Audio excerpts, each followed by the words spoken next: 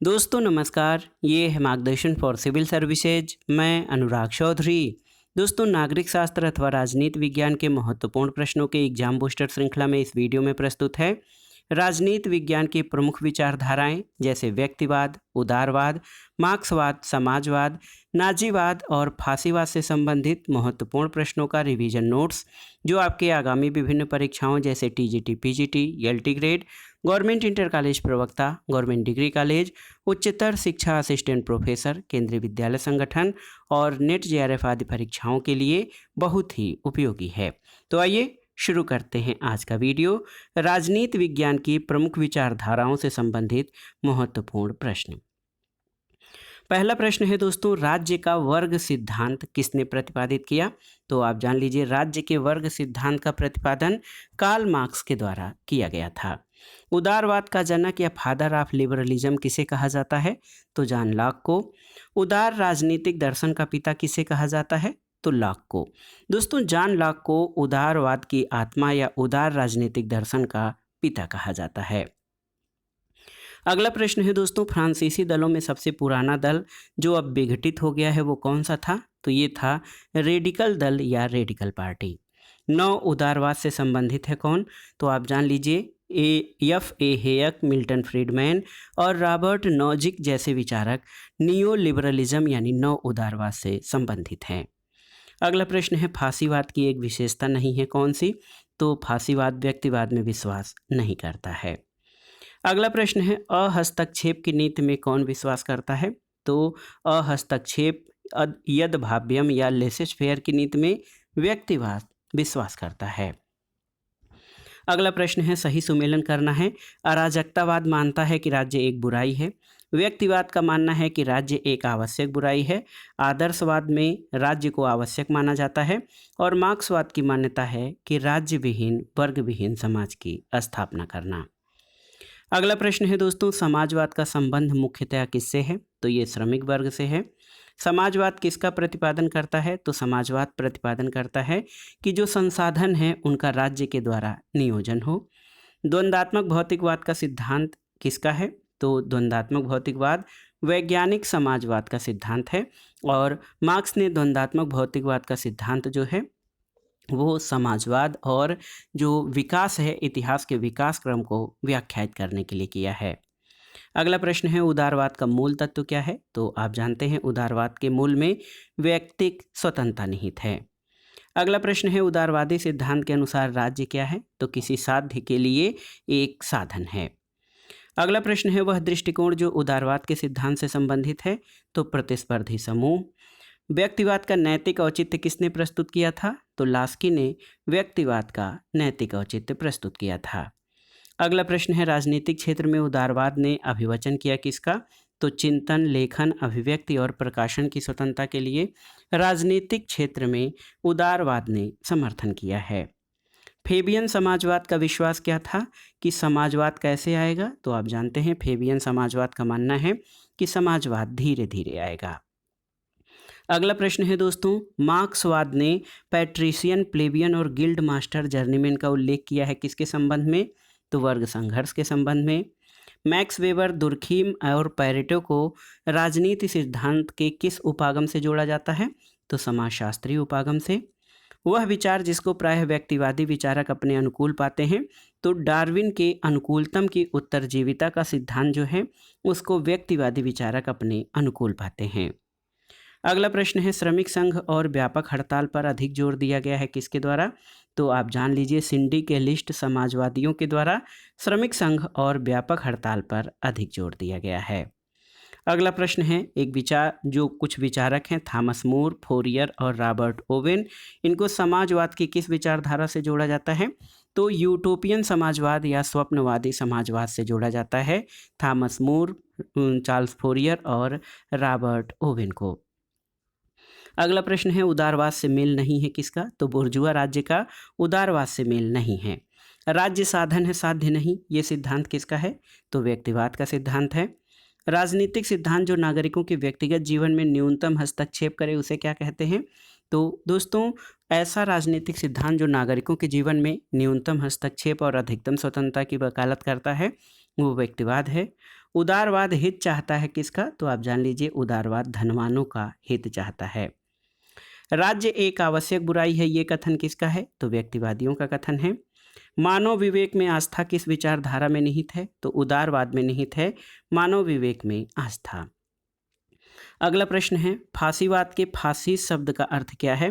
तो प्राचीन रोम के अधिकारियों की शक्ति के प्रतीक के रूप में डंडों का जो समूह है वो फांसीवाद के मूल शब्द फासिस का अर्थ है। फांसीवाद का जन्म कहाँ हुआ था? तो इटली में। अंतर्राष्ट्रीयता का विरोध किस विचारधारा ने किया? तो फांसीवाद ने। फांसीवाद किस में विश्वास करता है? तो दोस्तों आप जानते हैं फांसीवाद मानता है कि राज्य जो है वो दल से श्रेष्ठ है। फांसीवाद ने राज्य को माना है क्या? तो फांसीवाद ने राज्य को व्यक्तियों पर एक निरंकुश शक्ति के रूप में माना है। और फांसीवाद अधिक महत्व देता है किसको? तो ये राष्ट्र को महिमा मंडित करता है फांसीवाद। अगला प्रश्न है दोस्तों फांसीवादियों के अनुसार जनतंत्र का सर्वाधिक वास्तविक रूप किसके द्वारा चलाई जाने वाली सरकार में पाया जाता है? तो अभिजात वर्ग या जो अभिजन वर्ग है उसके द्वारा चलाई जाने वाली सरकार को फांसीवादी जनतंत्र का सर्वाधिक वास्तविक रूप मानते हैं। नाजीवाद का जनक कौन था? तो हिटलर नाजीवाद का जनक था। इटली में फांसीवाद का उदय परिणाम था किसका? तो प्रथम विश्व युद्ध का परिणाम था। और देखिए सभी कुछ राज्य में निहित है, राज्य से बाहर कुछ भी नहीं, राज्य ही सर्वोपरि है। ये विशेषता किस विचारधारा में दिखाई देती है? तो ये सर्वाधिकारवाद में माना जाता है कि सभी कुछ राज्य के भीतर है, राज्य के बाहर कुछ नहीं और राज्य के विरुद्ध कुछ नहीं, राज्य ही सर्वोपरि है। अगला प्रश्न है दोस्तों फांसीवाद के सिद्धांत का वर्णन इस रूप में किया है कि वह समाजवाद का राष्ट्रवादी रूप है। किस विचारक ने? तो अल्फ्रेडो रोक्को ने। अल्फ्रेडो रोक्को ने फांसीवाद को समाजवाद का राष्ट्रवादी रूप परिभाषित किया है। अगला प्रश्न है वह विशेषता जो फांसीवाद में पाई जाती है? तो फांसीवाद प्रजातंत्र का विरोधी है। ऐसी शासन व्यवस्था जिसमें संपत्ति और उत्पादन के साधन पर शासन का नियंत्रण होगा, व्यक्तिगत संपत्ति समाप्त होगी और समाज शोषण मुक्त होगा, किस विचारधारा में माना जाता है? तो समाजवाद में। और देखिए वह विचारधारा जिसने निजी संपत्ति को प्रगति की आवश्यक शर्त माना है, तो उदारवाद ने। श्रेणी समाजवाद का संबंध किससे रहा है? तो श्रेणी समाजवाद का संबंध ब्रिटेन से रहा है। एक महत्वपूर्ण कथन है, आप जानते भी होंगे कि समाजवाद परिस्थितियों के अनुसार रंग बदलने वाला गिरगिट जैसा धर्म है, तो ये रैमजे मेयर का कथन है। व्यक्तिवाद और समाजवाद में संबंध है कैसा? तो व्यक्तिवाद और समाजवाद विचारधाराएं एक दूसरे की विरोधी हैं। सामाजिक न्याय की अवधारणा पर कौन बल देते हैं? तो मार्क्सवादी विचारक सोशल जस्टिस या सामाजिक न्याय की धारणा पर बल देते हैं। आदर्शवाद किसका समर्थन करता है? तो आदर्शवाद राज्य का समर्थन करता है। अराजकतावाद किसके विरुद्ध है? तो अराजकतावाद राज्य के विरुद्ध है। अगला प्रश्न है दोस्तों आधुनिक उदारवादी प्रजातांत्रिक राज्य एक औद्योगिक राज्य यानी इंडस्ट्रियल स्टेट बन गया है, ये कथन किसका है? तो ये जेके गैलब्रेथ का मानना है। और मार्क्सवादी समाजवाद के अनुसार समाजवादी राज्य में राज्य जो है आवश्यक है या नहीं? तो उत्तर है मार्क्सवादी समाजवाद के अनुसार समाजवादी राज्य में राज्य जो है वो आवश्यक है। प्रभाव क्षेत्र का साम्राज्य है और यह आधुनिक साम्राज्यवाद है किसका? तो नव उपनिवेशवाद। दोस्तों नव उपनिवेशवाद जो है नियो कॉलोनियलिज्म, ये प्रभाव क्षेत्र का साम्राज्य है और इसे आधुनिक साम्राज्यवाद भी कहा जाता है। अगला प्रश्न जो है विचारधारा और विचारक, तो विकासवादी समाजवाद समर्थक बर्नस्टीन है, वैज्ञानिक समाजवाद कार्ल मार्क्स, काल्पनिक समाजवाद का संबंध साइमन फोरियर और जो है ओवेन से जुड़ा हुआ है, अराजकतावाद के प्रमुख विचारक प्रिंस क्रोपोटकिन हैं। अगला प्रश्न है दोस्तों वह कृति जिसको साम्यवाद की बाइबिल कहा जाता है? तो दास कैपिटल को। वेल्थ ऑफ नेशंस किसकी रचना है? तो अर्थशास्त्र के जनक एडम स्मिथ की रचना है वेल्थ ऑफ नेशंस। संपत्ति के अधिकार की मांग किसने की है? तो उदारवाद ने। और हरेक से अपनी क्षमता के अनुसार, हरेक को अपनी आवश्यकता के अनुसार, ये सूत्र किसका है? तो ये साम्यवादी व्यवस्था का सूत्र है। अगला प्रश्न है दोस्तों आर्थिक मानव की संकल्पना। देखिए बहुत ही महत्वपूर्ण कथन है, आर्थिक मानव की संकल्पना या कॉन्सेप्ट ऑफ इकोनॉमिक मैन, ये किसने प्रतिपादित किया है आपको बताना है। तो सही उत्तर है आर्थिक मानव की संकल्पना दोस्तों एडम स्मिथ का जो है एडम स्मिथ द्वारा प्रतिपादित विचार है। आर्थिक क्षेत्र में व्यक्तिवाद का महान समर्थक कौन है? तो एडम स्मिथ हैं। समाजवाद को मैं अपने मस्तिष्क और हृदय में रखता हूँ, ये कथन किसका है? तो समाजवाद को मैं अपने मस्तिष्क और हृदय में रखता हूँ, ये जवाहरलाल नेहरू का कथन है, याद रखिएगा। कई जगह पर राम मनोहर लोहिया आता है, ये सही नहीं है। पंडित जवाहरलाल नेहरू का कथन है कि समाजवाद को मैं अपने मस्तिष्क और हृदय में रखता हूँ। समाजवाद का अभिप्राय आय की समानता के अतिरिक्त कुछ नहीं है, ये बर्नार्ड शॉ का कथन है। साम्यवादियों की कोई पितृभूमि नहीं होती, ये लेनिन का कथन है। और व्यक्तिवादी विचारक राज्य को अनिवार्य बुराई और अराजकतावादी विचारक राज्य को अनावश्यक बुराई मानते हैं, ये वक्तव्य प्रमुखतः सत्य है। मार्क्सवाद का संबंध किससे नहीं है? तो यद्भाव्यम या अहस्तक्षेप से मार्क्सवाद संबंधित नहीं है। यद्भाव्यम से व्यक्तिवाद का संबंध है। अगला प्रश्न है दोस्तों, नव उदारवादी समझा जाता है किसको? तो हेयक को नव उदारवादी विचारक माना जाता है। मार्क्सवादी दृष्टिकोण के अनुसार राज्य की सही विशेषता क्या है? तो संघर्ष का दमन मार्क्सवादी दृष्टिकोण के अनुसार राज्य की सही विशेषता है। समाजवादियों के अनुसार राज्य का कार्य नहीं है, तो सामाजिक बुराइयों को दूर करना राज्य का कार्य नहीं है। क्रांति के नौ उदारवादी सिद्धांत से कौन संबंधित हैं? तो मैक्स वेबर हैं। कौन मार्क्सवादी विचारक नहीं है? तो नोजिक दोस्तों, ये 9 उदारवादी विचारक हैं, मार्क्सवादी नहीं। समाजवादी विचारक प्राकृतिक संसाधनों के राष्ट्रीयकरण का समर्थन करते हैं, क्यों? ताकि प्राकृतिक संसाधनों का पूर्ण सदुपयोग सुनिश्चित किया जा सके, इसलिए समाजवादी विचारक प्राकृतिक संसाधनों के राष्ट्रीयकरण का समर्थन करते हैं। अगला प्रश्न है, मार्क्सवादी विचारक जो एक मेधावी सिद्धांतकार के रूप में वर्णित किया गया है वो लेनिन है। और वस्तुतः समस्त समाजवादियों और साम्यवादियों की जड़ें प्लेटो में विद्यमान हैं। ये टिप्पणी किसने की थी? तो ये मैक्सी के द्वारा की गई टिप्पणी है। जॉन लॉक को ब्रिटिश क्रांति का सिद्धांतवादी माना जाता है और उसका राजनीतिक दर्शन उसकी आधारशिला रखता है। किसकी? तो ये उदारवादी राज्य के सिद्धांत की आधारशिला रखता है, जो है जॉन लॉक का राजनीतिक दर्शन। व्यक्तिवाद का समर्थक नहीं है, तो प्लेटो व्यक्तिवाद का समर्थक नहीं है। शास्त्रीय व्यक्तिवाद का प्रतिनिधि नहीं है, तो नॉर्मन एंजल दोस्तों ये शास्त्रीय व्यक्तिवाद या क्लासिकल इंडिविजुअलिज्म से संबंधित नहीं है। अगला प्रश्न है दोस्तों, ब्रिटिश फेबियनवाद तथा फ्रांसीसी श्रमिक संघवाद का बौद्धिक शिशु किसे कहा गया है? तो श्रेणी समाजवाद को। व्यक्तिवाद राज्य नियंत्रण की बुराइयों को अतिरंजित करता है, ये कथन किसका है? तो आपको बताना है, व्यक्तिवाद राज्य नियंत्रण की बुराइयों को अतिरंजित करता है, ये आपके लिए एक प्रश्न है। मार्क्सवाद और फासीवाद किस पर सहमत हैं? तो आप जान लीजिए, सरकार के अधिनायकवादी लक्षण के विषय में मार्क्सवाद और फासीवाद सहमत हैं। लंपेन सर्वहारा की अवधारणा को किसके द्वारा विकसित किया गया था? तो कार्ल मार्क्स के द्वारा। उदारवादी सिद्धांत के अनुसार राज्य क्या है? तो उदारवादी सिद्धांत के अनुसार राज्य किसी साध्य के लिए एक साधन है। फेबियनवाद और श्रमिक संघवाद के बीच के मध्य का मार्ग है, तो श्रेणी समाजवाद। अगला प्रश्न है दोस्तों, श्रेणी समाजवाद किसका समर्थन करता है? तो एक व्यक्ति जितने हित उतने मत का समर्थन करता है, श्रेणी समाजवाद।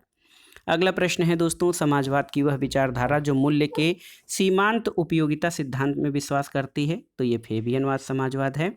सकारात्मक उदारवाद निकटस्थ है किसके? तो लोकतांत्रिक समाजवाद के।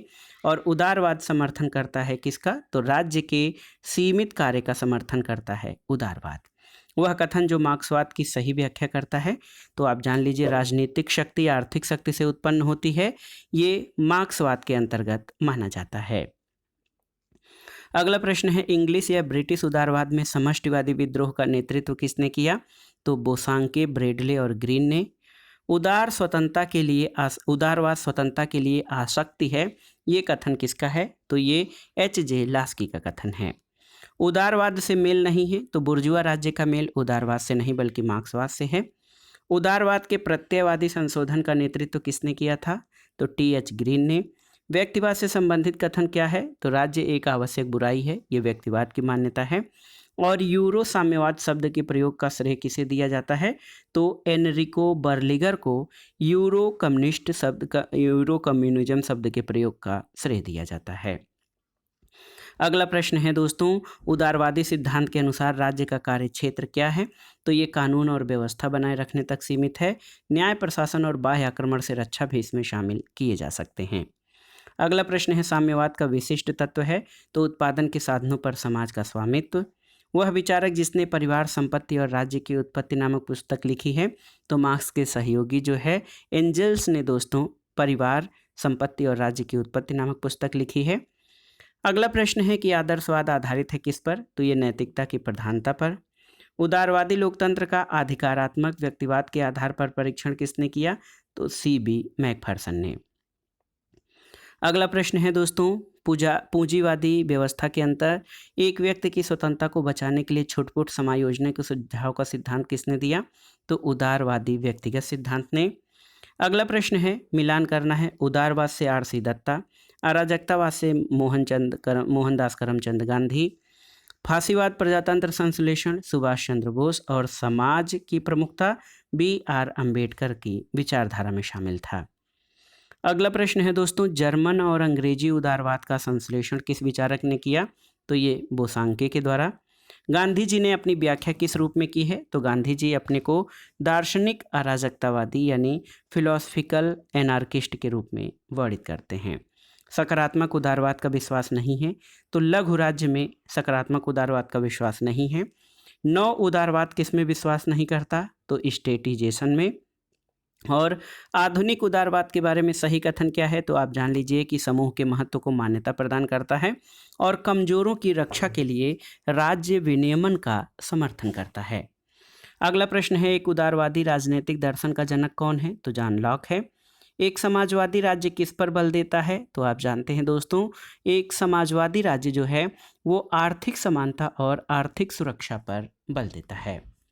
अगले प्रश्न पर आते हैं, बहुत ही महत्वपूर्ण प्रश्न है, आप जान लीजिए कि साम्यवादी यह प्रतिपादित करते हैं कि साम्यवादी राज्य, तो आप जान लीजिए साम्यवादी ये मानते हैं कि साम्यवादी राज्य अब तक के शोषकों का शोषण करेगा और उत्पादन तथा वितरण के साधनों का समाजीकरण करेगा।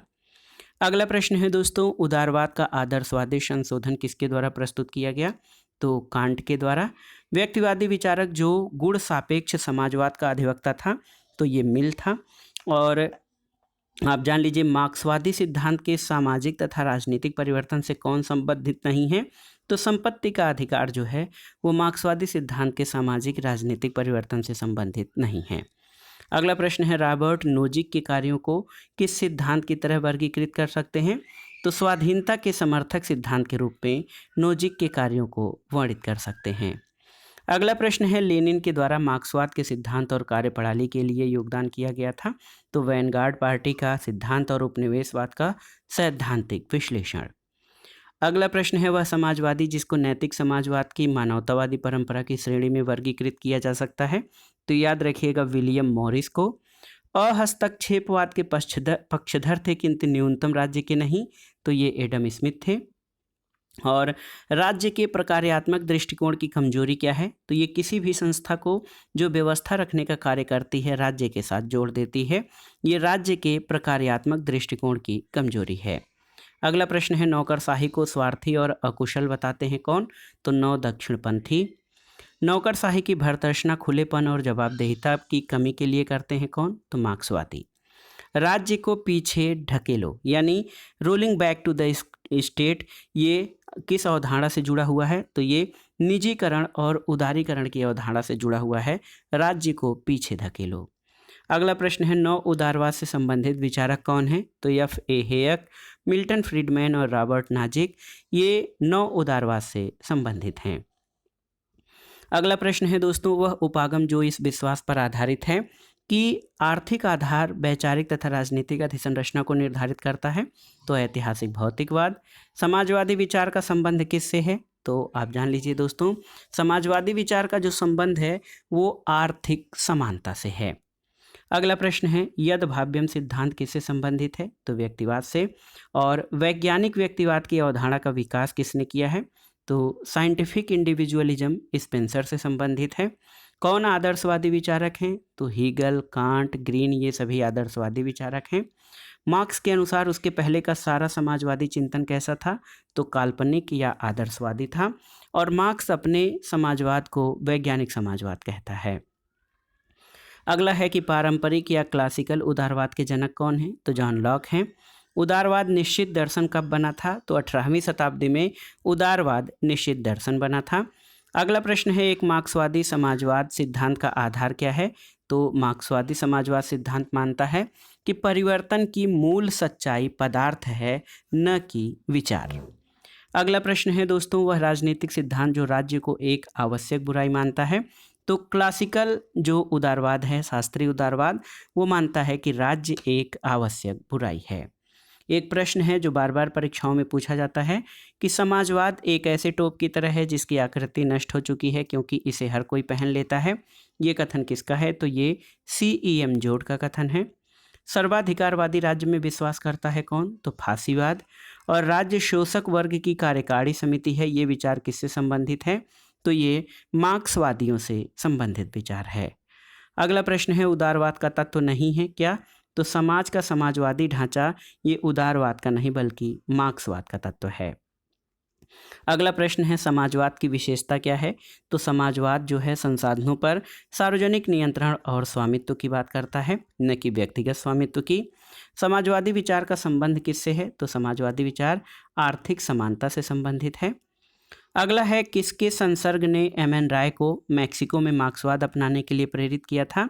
तो माइकल बारोडीन के जो है साथ या माइकल बारोडीन के प्रभाव से मानवेंद्र नाथ राय ने मैक्सिको में मार्क्सवाद अपनाया था। अगला प्रश्न है, उन्नत पूंजीवाद और विकसित समाजवाद के बीच अभिसरण का उल्लेख किस में किया गया है? तो ये अभिसरण सिद्धांत में। जर्मनी में तानाशाही प्रकार के शासन की स्थापना किसने की थी? तो हिटलर ने नाजी पार्टी के माध्यम से जर्मनी में तानाशाही प्रकार के शासन की स्थापना की थी। लोकतंत्र का विलोम क्या है? तो आप जान लीजिए, अधिनायक तंत्र दोस्तों, ये लोकतंत्र का विलोम है। और देखिए, गुट तंत्र का लौह नियम, इसका प्रतिपादन किसने किया? आयरन लॉ ऑफ ओलिगार्की का प्रतिपादन रॉबर्ट मिचेल्स के द्वारा किया गया था। अगला है, वे अधिकार को व्यक्तिगत नेतृत्व या प्रभाव की एक मिसाल के रूप में देखते हैं। एक गुण जो असामान्य रूप से प्रतिभाशाली व्यक्तियों के पास होना चाहिए, वे कहलाते हैं क्या?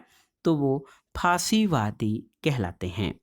बहुत ही महत्वपूर्ण प्रश्न है दोस्तों, आप जान लीजिए कि ये सभी प्रश्न जो आप देख रहे हैं, ये सभी परीक्षाओं की दृष्टि से बहुत ही महत्वपूर्ण हैं।